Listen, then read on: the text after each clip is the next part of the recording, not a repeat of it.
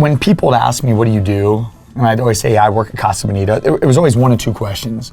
The first one, were you a diver? Do you dive? And I did spend a lot of time in the pool. At some point, I pretty much did everything in the building, at every position. The second question, was always like, I heard your parties are unreal. You're usually getting off at like 11 o'clock, 12 o'clock at night, bartenders, 2, 3 in the morning, and you party a lot. I ran this big restaurant, and I threw massive parties. I had a lot of good parties. So the restaurant would close at what point, and then all this would happen after? Or well, this would mostly be at my house. Okay. Now, but there was a lot of drinking, a lot of weed smoking. I smoked a lot of weed. I used to smoke weed inside the restaurant all the time. Like during the day? Oh my God, all the time. Yeah, the top of the waterfall at Casa Bonita. So you had the dive pit where the divers would come underneath, and you're in this dive pit which has a shower, and it's just this little pit that has the pool heater, the water pump, and a shower for the divers, and then you climb up the ladder, and one little cave would take you out to the front of the stage where you perform, and then 2, you go all the way up to the top, and that was access to the top of the waterfall. And at the top of the waterfall was just this little cave. And it was all done. I mean, there was, the rocks around you, and we'd go up there and smoke weed. And this was our sign. My sign was always this. I touch my nose. So if we looked at each other and touched the nose, it meant, okay, meet in 5 minutes at the top of the waterfall. I remember one day, me and my girlfriend at the time, and she rest in peace, Janae took me down. There was this magic room where the magicians would change their clothes. And during the week, it was not used. It was their dressing room. It was a locked door. And Janae had me go and meet her down in that little room. We went down, we smoked weed. I left, and I remember I took the pipe and cashed it out into the trash can, walked out the door, went back up onto the upper level, and I'm bussing tables.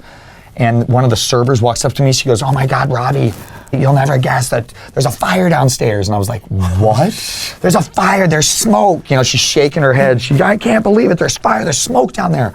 I bolt downstairs, there's security in the room. The general manager, Mike, is there. They're putting out a fire in the room, and they're trying to figure out what happened.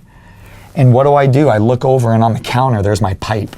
My pipe is sitting right there on the counter. So you know what I do? I grab the pipe, kind of just nonchalant, put it in my pocket. They had no idea, at least I don't think they ever had an idea that it was me. We were always like, well, who was this? Who was down here? I was like, yeah, we got to catch them. This is not good. I don't know. I'm on the case. Yeah, but there were things like this that were going on that to me in the moment, I was just like, that's another close call. I got out of that one pretty well. Boy, I remember one time, I used to count the money in the money room, and we had security cameras. And I remember we got done counting, and it was me and another girl. We counted in the counting room. We went out into the parking lot, shifts over. We were the only two people left, and we had a security guard there. And I'll never forget this. So we go out to her car, and she opens up her trunk, and she goes, "I got this bottle of tequila. You want to try it?" And I was like, "Oh, yeah." So she just poured a little bit in the bottle cap, and she took a sip, and she gave it to me, and I was like, "Oh, that's good tequila." And we're not even getting drunk or anything. We're just cool. Shut the door, and the security guard came out and just got right up in my face. And was like, "You're drinking on the job." And I was like, "Are you serious?" Because I was kind of like, "Do you know who you're talking to? I'm Rob Hall. Like, do you know who you're talking to? Like, I'm your boss." He's like, "You're out here getting drunk. What's going on?" I was like, "Oh, no, we just were." But that turned into a big thing. He turned it into Mike, and I remember they took me down in the office, and that was kind of an eye-opener for me. They sat me down, and I got written up for them. Like, "Hey, next time you do anything like this, you're gonna get fired." Looking back on it, was like I'm an idiot for doing that. But at the time, it was like, yeah, we do these things. That double life of doing things that were absurd or that were so like illegal or against the rules, and the thrill of keeping that from people. That was a part of my identity. I could not have a relationship where it was just me and one person, because I would always have something else going on, because there was that, not the thrill, but something about needing to have the behind the doors and then the doors that everybody saw. To ensure a family-friendly experience, we have edited any strong language in this video. Listen to the audio podcast version for an unadulterated, authentic, and enhanced experience. I was born and raised in Kansas, in Dodge City. I was raised as a Jehovah's Witness. When I turned 15, we moved up here to Colorado, to Denver. So came up here, went to high school, went to Arvada West, graduated in 98, and then I immediately started working at Casa Bonita. I started serving there, and I ended up being the worst server in restaurant history. One, I'm just awkward. I have a tough time determining when I'm supposed to leave the table. So they give you the order, and I'm just waiting, that awkward pause of like, is it too long? Is it too short? When do I leave the table? Another thing, I don't know if this is appropriate, but I had a tough time with, back then, breastfeeding. Whenever there was breastfeeding at the table, not look at it. You know you're not supposed to. I know that's something I'm not, but I couldn't. Just little things like that. I remember one thing I got counsel on was serving over the baby's head. Just things like you're giving a hot plate and I'd put it over there. Just little things like that. But anyways, so we used to have to turn these comment cards in. Okay. That was a part of our job. At the end of the night, you had to count your money and you'd turn these comment cards in. And you had to do this. So I had to like push comment cards on people, like, can you please? And I knew I was gonna get bad feedback, but I had to have, if I had 6 tables, you had to have 3 comment cards turned in. And one of the comment cards said, must be management material. And I didn't read it. Turned it in, they go, this says must be management material. Do you wanna be a manager? And I was like, will I have to serve anymore? They go, no, and I said, yeah, sign me up. So how long were you a server? And then you got the comment to be a manager. 2 weeks. Maybe 2 weeks. Might have been 2 or 3 weeks, yeah. And then you were a manager at what, 18? I was 19 years old, and back then I was making $27,000 a year. And in 1999, $27,000 a year for a 19-year-old with no college background, no education. So really quick, you said you didn't go to college. Was that a choice, or you just really wanted a cliff dive? Good, that's a very good question. Yeah, I mentioned I was raised as a Jehovah's Witness. My father was an elder in the congregation, and my mother was a regular pioneer. So, what is that? Yeah, so a regular pioneer, and I don't know what it is now, but back then was an auxiliary pioneer. I think you had to put in like 60 hours a month into field service, which is actually going up and knocking on people's doors. So it's notoriety with Jehovah's Witnesses is the knocking on people's doors and catching them on Saturday mornings. And I believe a regular pioneer was somewhere around like 100 hours a month. So my mom was like a dedicated Jehovah's Witness. My father was an elder in the congregation. We had a very strict upbringing. And one of the stipulations is that there's no further higher education, which is kind of wild. Really? Yeah, so your whole path as a child through adolescence is to become a staple in the religion. You don't pursue higher education. So for me, there was never a reason, because there was no way I was doing that. You know, I wasn't going to get any funding from my parents. High school was just a struggle. I got to my sophomore year, and when things got really hard, it was just like, well, why even try anymore? Because I'm not going to get that further education. So when it was over, when high school was over, I went, and like I said, I got started at the restaurant. And I do not want to bash. I don't want to say anything negative, because I'm very grateful for my upbringing, but it was miserable as a child. Never having birthday parties, never celebrating Christmas. I couldn't hang out with friends unless they were Jehovah's Witnesses. You couldn't do any sports. I couldn't play. I loved basketball. I was never allowed to play basketball in the school, like extracurricularly. And then on top of that, we had 5 hours a week that you had to go to the meetings. So these would be, I'll break it down for you as we were growing up. Tuesday nights were Bible study.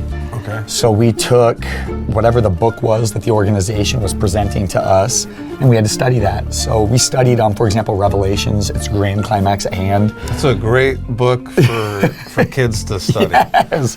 Yeah, so we studied that. We studied that 2 times. We went through all the chapters. That was Tuesday nights. Thursday nights was the Theocratic Ministry School, and then the public lecture. And the Theocratic Ministry School was where they taught us basically how to preach to people. We would do rehearsals. A great example of sexism in the church. The men would go up and knock on the door, so that would be our presentation. The women would not do that. The women would be in a scenario like this, and you'd be sitting down. Just very different. And then on Sundays, we had the public talk, which was 1 hour long, and then we studied the Watchtower. So the Watchtower and the Awake were the literature that when you'd go and knock on people's doors, that's what we would pass out to people. And we would have a question and answer section where people in the audience would raise their hands and comment. So that was a big deal for your family as a child, was you had to prepare a comment, raise your hand, hope they called on you. They'd bring you the microphone, and then you would speak in front of the congregation. And on top of that, we had to do our field service, which was at least an hour and a half a week. And that was rough too, I'll tell you what, going up and like knocking on doors and your classmate having to answer the door while you're dressed in a suit and a briefcase and having to give this presentation about this weird religion that everybody kind of made fun of. So it was hard, but I feel like that this helped me today to be someone that, because I speak publicly all the time. I get in front of a big group of people and lead classes, and I believe that started as a 5-year-old in the theocratic ministry school having to get up and give presentations. You were doing that at 5? My first presentation, yeah, so these were 5-minute talks. Yeah, I was 5 years old. You'd get up. 5-year-olds presenting. Yeah. So you wanted to play basketball. You weren't allowed to partake in holidays and parties with your classmates. You're at 5 giving presentations. Yeah. To people about joining this religion. Like, how did all that make you feel? I hated it. I absolutely hated it. I remember my sister's 18 months younger than me, and we are forever bonded because of our experience growing up and what we had to go through together. And I remember we'd walk home from school and we would not plot, but we would fantasize together about our parents getting a divorce. Because that would mean that we would no longer have to be in this arrangement. We thought our greatest chance of not being Jehovah's Witnesses was if our parents would split up. We always felt our dad was the one that led the family. Okay. And we were like, if they split up, we'd probably go with our mom and she wouldn't be as strict with us. So as a child growing up, there was always my life at school away from my family, and they didn't know who I really was. And this is something that even today I've struggled with. I feel that I finally have gotten past that over these last few years. I feel like I've finally gotten past that need for having a double life, because I always thought, where did that come from? Where was it that I had to be a certain way in front of people, and then behind closed doors I was a different way? And we finally ironed that out, that came from my childhood, because I could never express who I really was or what I really felt like. So what happened next? So I was married young. We had 2 children. We were married. We had 2 kids. After our second one was born, she kind of, balanced. And once the divorce happened, I was like, we're partying. And I was very proud of being single. How many girls I was dating. Yeah. I was just proud of that. I loved that I just had all these different girls, and eventually this girl popped into my life, and I was just into her. And we ended up being together on and off, and then she eventually came and moved in with me. We were living together for about a year. And like I said, I never really thought there were issues. I thought everything was great until one day I came home from Casa Bonita. I walked in. I remember it was Alabama was in the national championship. I believe it was 2016, maybe 2017, whatever year that they were playing the national championship. I remember I walked home, walked in the door, and everything was gone. Our dog was gone, the artwork was gone, furniture, just everything was gone. And I'll never forget this day. I busted out sobbing, and I sent a text message to my friends, a group message, said, I need you. And they all showed up. All my guys, they showed up at my house. I was bawling, I was a mess. And at the end of that, I just remember I was tears in my eyes, and I said, this never happened. We never speak of this again. And they go, okay, fine. I said, it never happened. They left, I went to bed, I woke up the next day, and I was a different human being. The switch had turned. I was not going to go beg for her back. I was not going to try to resolve anything. I was going to change my life and who I was. And at that moment, I said, I'm going to be a different person. Because even then, at that point, even though I couldn't understand why she left me, because I was good to her, because I was faithful and loyal, I didn't see it then as clearly as I see it now, but I was a degenerate. Why would you want to be with someone like me? And I immediately, the next day, I just changed everything about my life. I used to wear a ball cap. I don't know if you've ever seen me wear a baseball cap, but no. I wore, since I was a little boy, I always had a baseball cap on. I quit wearing baseball caps. I used to smoke cigarettes. I immediately quit smoking cigarettes. I quit drinking. I used to smoke weed a lot. I quit smoking weed. I just changed everything right then and said, I'm going to be a new person. And from then is where I started really getting into fitness. When I first started, I couldn't run a lap. A lap around the track I couldn't do. So I got to a lap, and then it was 2 laps, and then 3 laps, and then 4 laps. So I could finally run a mile nonstop, and every time was just another quarter of a mile more. And I can't remember how many months it took me to, but I finally hit, my highest was 4.25. And that took me forever to do that. So, and if I can give a shout out to Tatiana, the producer, Tatiana is doing that. She's running, which is crazy. That's very impressive. Running 4 miles is a lot. I don't know what the percentage is, but I'd probably say like 99% of the population cannot do that. Probably. It's got to be at least that. Can't run 4 miles continuously. Yeah. But to me, that was fitness. That's what I was doing. I could run a long time. And what happened... So did you do it that day? You like woke up it was the next and day. You're like, I'm going to run. I started running the next day. And my shift here, talking about meteors falling into Earth that crash into you, that alter existence forever. They happen to us in our daily lives frequently, and sometimes we don't see them. But for mine, my meteor that crashed into me it was a snowstorm outside, and I had to go run. I was like, I gotta go run. I'm running. I had my cell phone in my hand. I was running up the street, it's snowing, there's ice. I slipped and fell. I fell so hard on my iPhone, it busted in 2. So I busted it over my thumb, yeah. Boom. But you broke it in half. And Did you break your thumb? Didn't break my phone, but I fell so hard on my elbow. And I never really went to the doctor, but I went to the doctor then. I went to the doctor, I was like, dude, something's wrong. I fell on my elbow.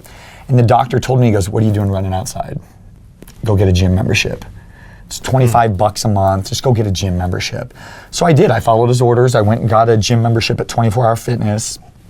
And from there, is when my transition into weightlifting started. So when I went into the gym, it was only for cardio. So I would go in there, I would get on the stair machine, I would do the treadmill, I would jump rope, I would do lots of sit-ups, body weight stuff. And so the 24 Hour Fitness that I was at, which is closed now, victim of COVID, there was the weightlifting side, and then there was like the platform side, which is the body weight. Okay. And that's where I was always at, was like on the body weight side. And I could tell I was starting to get in shape. So you were still at Casa Bonita? Oh yeah. So how did that change? Like, so you're at Casa Bonita, but you're not doing the parties, you're not smoking weed, you're not drinking in the parking lot, you're going to the gym. Oh yeah, and that changed everything, which is nuts. Because I felt almost like there were certain people that appreciated what I was doing, but overwhelming majority. Just like, what the hell are you doing? Oh yeah, I think most people were expecting me to eventually drop off. They're like, oh, it's just a phase, he's going through a breakup. And I think a lot of people were hoping I would fail. And secret resentment towards me for what I was going through, especially when you're in an environment. It's almost like when you're around a bunch of cigarette smokers, and then you're now with those same group and you're not doing it anymore, and it forces everybody else to look at what they're doing. Yeah, we actually did yoga teacher training around the same time. Wild. Oh, when did you do it? 2019. Yeah, I did in like 2018. Yeah. Yeah, how did you get there? Yeah, so this is wild. So my current heavy lifting partner, Paul Vernig, great friend of mine. We've been lifting together now since the beginning. But at the beginning, Paul, his girlfriend at the time was Rita Fountain. Okay. Me, Paul, and Rita, and then we would meet up with some other people.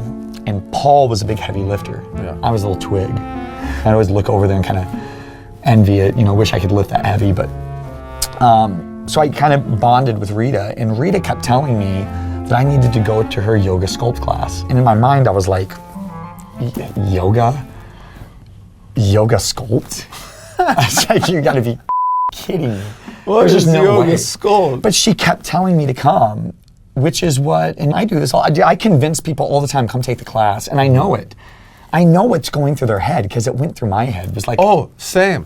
Never gonna happen. Yeah, I started doing yoga in college. An ex-girlfriend of mine was like, hey, we can go to all these free core power classes. I'm like, great, this is free? Yeah. I'll do that. And it was good, but I wasn't hooked. And then I started hearing about yoga sculpt, but I'm like, nah, yoga and weights, I'm not going to do that. I'm just going to go to the gym and lift. Yeah. So I went to Core Power for like 2 years without ever going to a yoga sculpt class. Yeah. That's wild. Because you're a sculptor. That's all I do now. I'll never forget, it was the Littleton studio on Federal and Bellevue where I teach now. That's where my love of yoga started. I remember walking into that room. I know exactly where I sat in the room, that front right-hand corner. I went and put my bat down right in front of the mirror. Rita was the instructor. I remember just looking around, it's all a bunch of women, real small women. And I was like, I'm gonna everybody up in here. They're gonna be blown away by how strong and how powerful I am. I was just like, this is gonna be comical how much I'm gonna annihilate every female in this room. And that class started and I was immediately humbled. That was the direct opposite of what was going to happen. Everyone in that room, and this really changed my perspective of A, yoga, and B, kind of some shifts in my perception of females, being raised in the Jehovah's Witness environment too, kind of thinking that the women are not the dominant ones, they're submissive. When I came into Core Power, that was one of the big shifts that I had in helping support feminism, was being in there and seeing like, they are kicking my ass. I could not keep up. And then I dropped the weight and tried to do it without weight, and I was just annihilated, humbled completely. And from that moment, I was hooked. I was just hooked. It was like, I'm coming here all the time. So I was following Rita. I didn't care where she was at. I would follow Rita. And I was Rita's +1. So Rita gave me her free membership. Nice. And I always felt guilty because I would only take Rita's class. And Rita was like, oh no, go take other classes. But I always felt guilty if I would go to another class. So I didn't take anybody else's class. I would only go to Rita. Then Rita quit. And it was like my heart was ripped out. I just became so attached with Rita and what she was teaching in that room. And it just devastated me. And she said, you're not gonna get my free membership anymore. But she goes, hey, you can get on the cleaning crew. If you get on the cleaning crew, you get a discount on your membership. It ended up costing like $8 a month or something. Oh. So I started cleaning once a week. I would go to the studio, clean once a week.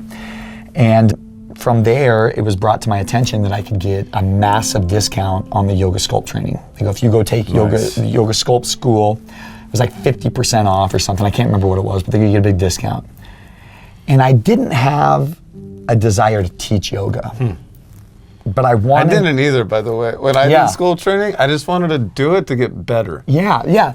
So for me, it was two things. One, I wanted to be better because I didn't really understand the poses, the postures. Like Warrior 2, I didn't understand. I just didn't even, you're looking around the room at what other people are doing, but I had no idea what was going on. Chair pose, I never understood. I was just like, you're just doing, I think I'm doing it. You're just it's looking like around. When you go and you sit like on the wall, but you're not sitting on anything. Yes. Yeah, I had no idea. So I'll just never forget, I walked into the Cherry Hill studio my first day of teacher training, and I walked in and opened the door, and I was like, you gotta be kidding me. I just looked around the room and it was just all like 18, 19-year-old girls. And I'm this old man with a gray beard. I just was like, oh my God, this is gonna be miserable. Were you the only guy? There was one other one, but he wasn't in the room at the time. But anyway, so I'm getting there, and all of a sudden I look to the right, and guess who's next to me? Ruthie, who we teach together now. Yeah. And Ruthie, I'd never spoken to her. Me and Ruthie, we practiced together. We'd always take Rita's class together. And I had a strict kind of policy at Core Power Yoga. When I made my shift into being a new person, one thing I was not gonna have me follow me around was the way that I treated women. So I used to date a lot of women, and I kind of, use them or whatever. I was not gonna be that person. So when I would go into the yoga studio, which was primarily women, I would not make eye contact with anybody. I would walk into the room, I would keep my gaze down, I'd set my mat down, I'd lay down. When class started, I'd open my eyes, I'd be focused, I wouldn't look at anybody. But I recognized Ruthie. She was next to me. We walked and kind of looked at each other, and I was like, thank God you're here. And we became friends. Me and Ruthie became friends in there. We went through teacher training together. Teacher training was intense. It was intense. It's physically demanding. And on top of that, I didn't understand anything. The anatomy section? The anatomy. I had no f***ing idea what was going on. BPC, breath, posture, cue. You say breath, inhale or exhale, posture, chair pose, Warrior 2, cue. That me up. I couldn't do it. Muscle action cues. muscle, the action, which direction you're going, cue through it. These things were foreign to me, and it was so hard. And I just remember I was in inhale, I remember inhale. On my exhale, I'm gonna get up and walk out of this room. And Tyler Malakis was one of the teacher trainers. And he said something to me I'll always remember. He said, "This is not my space that I'm sharing with you, Robbie. This is your space in here. Your space, your mat is yours. You take what you want from this and you give back what you can." And that ultimately changed, because for me, I was trying to please everybody. No, this is about you and your learning. And from that moment on, I became a teacher. From that moment is where I really started getting into it. I started all of a sudden doing the cues in my head. When I would drive, I would turn music off and I would do the cues in my head and I would practice. When I'd make rounds around the restaurant at Casa Bonita, we'd make these big figure 8 rounds to cover all the square footage, and I'd walk around and I would just cue in my head, teach the class in my head, and it became an infatuation to me that I was going to be a teacher. And I remember on my last day when I got certified, I think there was 19 people in our class, and I think at the end, I don't know if it was the same for you, but there was only like 4 of us that walked out with certifications. And I'll never forget, Kata said, "Robbie, you want to be a teacher now, huh?" And I was like, "Oh yeah, I'm going now." She said, "How are you going to do that?" And I said, "Well, there's an audition at the studio." She goes, "Well, you can't do that." I go, "Why?" She goes, "You got to get invited." I said, "Okay, who does the invitations, Kata?" She goes, "It's got to be a studio manager." I was like, "Oh my God, you're a studio manager. Invite me." And she goes, "It doesn't work that way, Robbie." And I was devastated because I was like, I'm never going to teach. I'm still cleaning the studio at Littleton. I would use my key code to go into the studio after hours at night. So I would go in at like 10 o'clock at night. I would plug my phone into the wall, I'd turn the lights on, and I would turn the playlist on, and I would teach my class to an empty room. That's amazing. Yeah, so I'd just be in the room walking around pretending that I had students in there. And I'll never forget, it was Christmas Eve of 2019. So I'm in the studio, I'm alone, and the manager at the time walks in on me. And I was, yeah, she just walked in, she's like, "What are you doing?"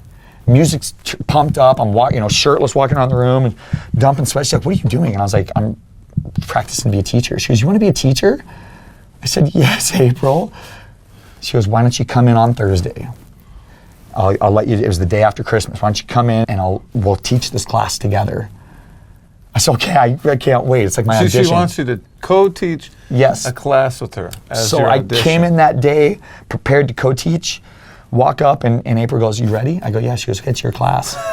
I said, "Oh my God." And I went in, first class I taught, and there was a packed room. There must have been like 50, 60 people in there. Anna Sophia Robb was in that class, who was Violet in Willy Wonka. She was also in The Bridge to Terabithia. She was the main character in that. Anna Sophia, she was in my first class. I had a celebrity in there. It was just a big deal. And from that moment on, I was just hooked. I was in. I was going to do anything I could. So April gave me my first chance. Then Kate gave me a chance at Belmar. Then Maria gave me a chance at Ken Carroll. And then Stacy gave me a chance at Highlands Ranch. I was teaching at 4 studios. And the worst thing ever happened. What? March 16th, 2020. Oh, Yeah, I just, everything was great. And then locked up the safe at Casa Bonita. I was counting money that night, locked up the safe, punched my code in the door. It was like, "We'll be back in 2 weeks." And everything shut down and never opened back up. And I had just got my foot in the door at Core Power Yoga. I was like, I'm a teacher. I was so pumped. And then it was gone. And I was like, I'm never gonna get this opportunity back. I'm never gonna get it back. I was like, it was there and now it's gone. I didn't know what I was gonna do with my life. And it took many months for me to stand over the grave and make peace with it. But once I did, it became all fitness, all yoga, all weightlifting, and that became my entire focus, and that's what I was gonna do. So I don't wanna lessen the impact of what COVID did to society and the world in whole and how negative of an impact it had, but for me, it was the greatest thing that ever happened. Because now all of a sudden I had time. And it allowed me, because the Casa Bonita didn't reopen, so I was forced to go into a completely different field. I had been in the Modivo Fitness Challenge. 6 or 8 weeks long was the fitness challenge. And I told my neighbors, I said, "You know what?" Because they were certified trainers. I said, "You know what? I guarantee you I could round up probably 20 people. We get everybody throwing like $200 and we could do a challenge. And this is our start to our business together. And so we did it. We got, I don't know, it was like 14 people, but we got everybody bought into it. We bought new equipment. We got bars, we got some barbells, plates, and salt bikes. We started building things. In my neighbor's garage, we made the gym. My living room, which my kids, I'll always forever love them for this. They allowed me to do this. I converted my living room and my whole upper level into a yoga studio. So I had hardwood floors, stripped all the walls down, put up lighting, a big screen TV, cameras, and converted that into a yoga studio. And I was doing classes during COVID. I put tape on the ground to make sure mats were spaced out so we were following COVID restrictions. Wow. Yeah, and I'd do small yoga classes, and then I was running them off of Twitch. So I'd cameras around, and I would teach Twitch streams. And that became where I started to see that there was a chance for me to go somewhere with this. And then everything started opening up, which was a good thing, but for me it was like, this sucks. Because now everything's gonna change again, because what am I gonna do? I don't know how, because I was relying on the fact that we had to be virtual, you had to run things out of your garage, and when things started to reopen up and we were resuming life as normal, and it was, what are we gonna do now? And everyone else had a job, but me. Still on unemployment? I was still on unemployment, and I was because it's dire straits now. I'm gonna lose my house. I don't know what I'm gonna do. And so I really started putting pressure on my business partners. Like, yo, we gotta get the ball rolling. We gotta do something because we need to rent a studio now. We need to find a gym now. And they didn't have that same sense of urgency, and I don't fault them for it, but they just didn't have the same skin in the game as I did. So I eventually teamed up with a gym in Arvada where I'm at now, Commit to Fitness. I called Miguel and said, hey, I'd like to throw an event with you. So I brought everybody from my gym over, and they threw like this big event. And that is where the business started. I went in there and said, this is where I need to be. Miguel allowed me to pay rent. I could pay rent to him, and I could run my business inside that gym. And this is Mobile Muscle. And this is Mobile Muscle, yeah. My website is mobilemusclemax.com, but my brand was Mobile Muscle. I was allowed to run it out of there. One of my sources of income is my nutrition training. And one of my childhood best friends, Vinon Tran, I hadn't spoken to Vinon since elementary school. And Vinon contacted me and said, hey, I need help with nutrition training. I said, cool, let's schedule a Zoom meeting. Best friend growing up. In my heart forever. I was an outcast. I was a Jehovah's Witness at the edge, and Vinon was a refugee from Vietnam. And we bonded over that. We weren't the same as everybody. You're both different. We were both different. I got on the phone with him. He had a very professional backdrop, much like you do. He had a very nice studio. He looked good. I believe I was in my car, waiting to get my kids from school, sitting there, and I'm talking to him on Zoom, and I'm telling him the key to everything, which we know what it is. Document, log, track, pay attention. Track everything. So Vinon, this is step one, this is the key. And Vinon goes, let me stop you right there, Robbie. And he pulled out this book and opened it up, he goes, look. And I get close to my phone and I'm like, oh my God, he tracks everything. He goes, hey, my food, I track all this already. And I was like, oh my God, help me. When we were children, we were into video games. The Legend of Zelda, Super Mario Brothers. Everything, we loved wrestling. When we would get together in school, we would draw pictures and we would make video game levels. So we'd draw them out. So on our lunch breaks together, same thing. We'd just sit there and draw out video games. So Vinon had continued this tradition on throughout his life and he calls it gamification of life. So my life coach is Vinon Tran. He's the one who taught me about the gamification of life. And when we first started, he gave me 3 hearts, just like the Legend of Zelda. You need 1 hour of family time, 1 hour of work time, and 1 hour of your wellness. Once I did that for a week, then he gave me 4 hearts, then it was 5. Then he started coloring my hearts. I had different colored hearts. Well, now I have 64 hearts. You have 64 hearts? I have 64 hearts in my week, and each heart represents a different aspect of my life. There's management, there's administration, there's my household duties. My red heart is Cone Marie, or Marie Cone. She does the decluttering your Yeah. life of the poisons in your heart. How many hours I dedicate to my professional services that I provide clients. How many hours my non-negotiable is my yellow hearts. These are my wellness. Because I have to fill my cup up, because if my cup is empty or if it's not full, then how am I going to fill up other people's cups? 64 hearts. 64 hearts, yeah. That's crazy. Yeah, it is. It's the same thing in fitness. For me, in order for us to get gains, you have to have data. You've got to track it and pay attention to it. And for me, that was the only way that I could see my life, because it's out of whack. But the only way I could see it was with these hearts. And it was like I opened up the Legend of Zelda game, and on the top corner there's all my hearts there, and then I have my potion and my magic. I had all my different stats, and now I can see them all in front of me, and it makes it very easy for me to know I'm out of whack because I see my colors are off, you know? So there's this notion that you have to sacrifice everything for your business or to build a business. Your family life, your personal relationships, even your health. Like, how do you feel about that? It's hogwash. It's garbage. You have got to take care of yourself, because if you don't, breaking point is coming. It's always going to happen. So you got to take care of yourself, but at the same time, you got to prove value. And how do you assign value to something? You do that through what you give up.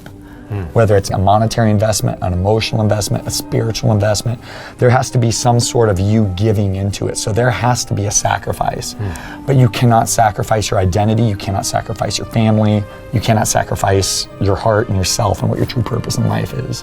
For me, my non-negotiable is my wellness, taking care of myself, which would be through lifting weights, yoga, whatever it is that's me and my time. The very close second runner-up is my purpose. And I give myself purple hearts throughout the week, and that is for my purpose in life.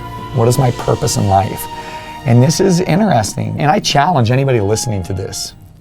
Tell me what your purpose is. And one thing that I found is a lot of people don't really understand what their purpose is.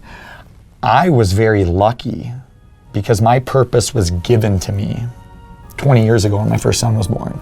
My purpose became very evident. It is to raise him and to leave him something behind. So when I pass away at the end, that he's gonna have something from me that's left behind. That becomes my driving force in everything I do. My secondary purpose is to be a good partner to Sunny, my life partner. So I have to make sure that I have hearts in the week that are dedicated to being there for my children and to be there for my partner. Non-negotiables as well. So that, to me, is how do you be successful? You got to balance everything out and figure out what you're going to sacrifice. That may mean that instead of me giving 10 hearts in purple, I can only give 6. I'm still able to give to my purpose, but I got to sacrifice some of it. A hard one for me is my green hearts. My green hearts are my professional services, the services that I provide to people.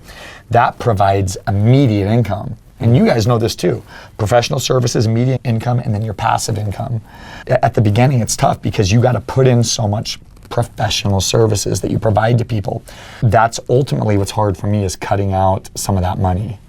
You got to, and it's a weird notion, that you got to cut some of your income out in order to work on the other stuff. To grow the brand ultimately. It's hard, right?